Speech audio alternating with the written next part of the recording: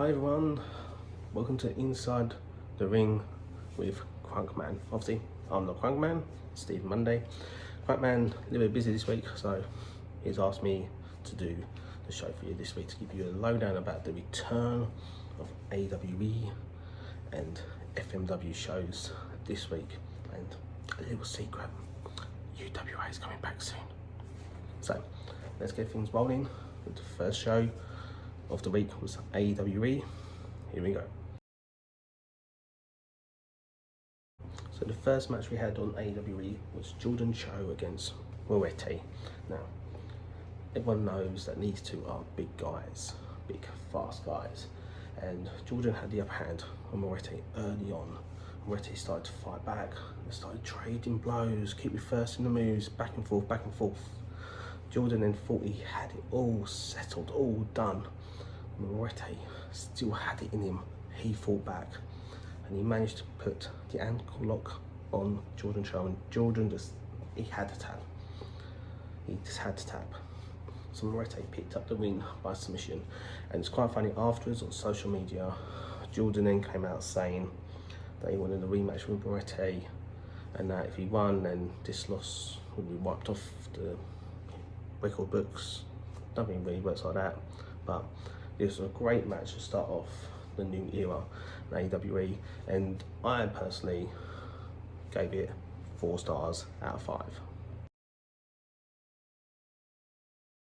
The next match we had Sander Young against Blackheart. Now from the get-go, Sander had the upper hand on Blackheart. He would not let Blackheart have any offense whatsoever, and once Blackheart did, Sander was there to stop it straight away.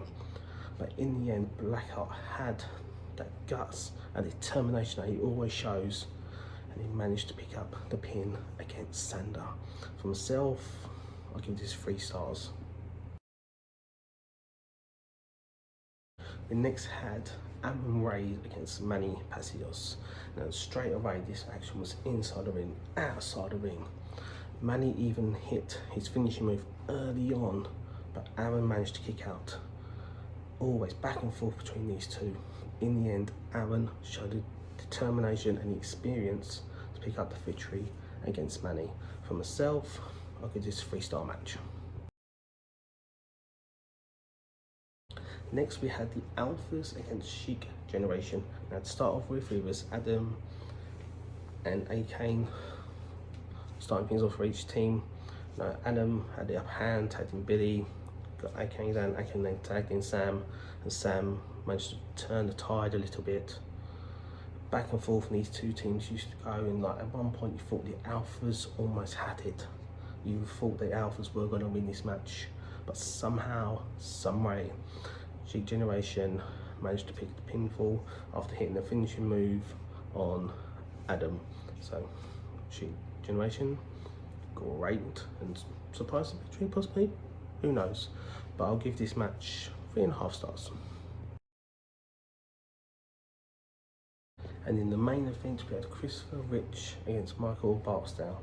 Now from the start of this match, Michael started strongly, getting Christopher down on the mat, and when Christopher did start to get that momentum back going into it, Michael was straight on top of him to stop it whatsoever. Michael chucked everything he had at Christopher. I'm pretty sure he even had a kitchen sink he would throw at him as well, but Christopher kept on getting up. He would not stay down, and in the end, Christopher managed to pick up that victory against Michael. For myself, I'll give this match 3.5 stars. And the first match of FMW, we had Crunkman against Greg Anvil. Now this is a great start to the show. Greg managed to get a bit of offense in, Crunkman showing his experience and his knowledge inside the ring. Managed to get the upper hand and managed to turn the page on Greg and managed to pick up that victory. For myself, the match was a little bit short, so I'll give it 2.5 stars. The next match we had the Hooligans against the Radicals in the Tornado 2-on-2 match. Now this match didn't even start in the ring. To start off with, the Hooligans of J-Max and KD started straight away on Radicals as they were coming down the ring. This match was inside the ring, outside the ring. You could just not keep your eyes off the action. To come to the point when KD done a superplex on JMR from the top of the turnbuckle to the outside of the ring. It was epic. Trust me. In the end, the Hooligans managed to pick up a massive victory. So for this match, I'll give it 4.5 stars. We then had to go back to Backstage. We saw Wallison and Scott Tallfit going at each other, and it was like these two have got a lot of beef, and I'm pretty sure things will be settled between these two. They fought in the hallway and they fought inside the locker room. They're throwing trash cans, throwing each other into sides and whatever. In the end, we saw Scott hit the discus clothesline on Wallison, and then the cameras broke away for commercial. So who knows what's going to happen next between these two. In the next match, we had ADM against Coleman in a submission match. As ADM came down to the ring, Coleman attacked him from behind, trying to get that upper hand in this match. They fought outside the ring, and once they got inside the ring, there was a bit of action going on. Coleman rolled to the outside, Adam straight away after him, went underneath the ring and got a bat and hit Coleman with it, resulting in the ref to ring the bell, which, as far as I'm aware, in submission matches anything goes, but obviously the ref had his reasons why he done that. Hopefully we get some more news about these two, because this is not over between ADM and Coleman. Next had Tyler against the Extreme Champion Blade. Now from the get-go, these two were at each other's throats, and so Tyler even managed to hit Reverend Leather on Blade, and Blade kicked out just after the 1 count. Blade would retaliate. He hit the car crash elbow a couple of times on Tyler during the match, and Tyler wouldn't stay down. This was a match that was so brutal. It's like you couldn't pick a winner between these two.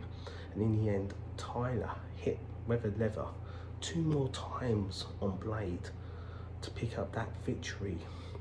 So is that a sign to things to come, that Tyler might be the next Extreme Champion? Who knows? For myself, for this match, I'll give it 4.5 stars. And for the main event of FMW, we had the man known as V against Black Dahlia, who's the #1 contender for the World Championship. Now from the get-go, you expect Black to be on top. He was, even for a big guy, went to the top rope, but V moved out of the way. V got some offense in as well, managed to get a couple pinfalls on Black. It was really surprising that V got this much offense in. Black then turned the tide, as we always expect Black to do. Kept on, he hit finishing move a couple of times, I believe, on Man's feet, and so close to picking up the victory, but he just couldn't get it done. And there was something a bit curious about V, that he acted familiar for some reason. I couldn't put my finger on it. Back and forth they kept on going, and in the end, the man known as V picked up a surprise victory to all that was in the arena and everyone that watched at home. And it weren't until after the replay shown that we saw who was actually under the mask, and it was none other than the champion Braxton himself. And what a surprise and what an ending to that show was. So for this match, I'll give it 4 stars, because it was one hell of a main event. That is my review of AWE and FMW this week. And as Crunkman said, if you're not watched the shows while you're watching this, go back and watch the shows. I've been Stephen Monday. Next week, Crunkman would hopefully be back to do this. Until next time, stay safe.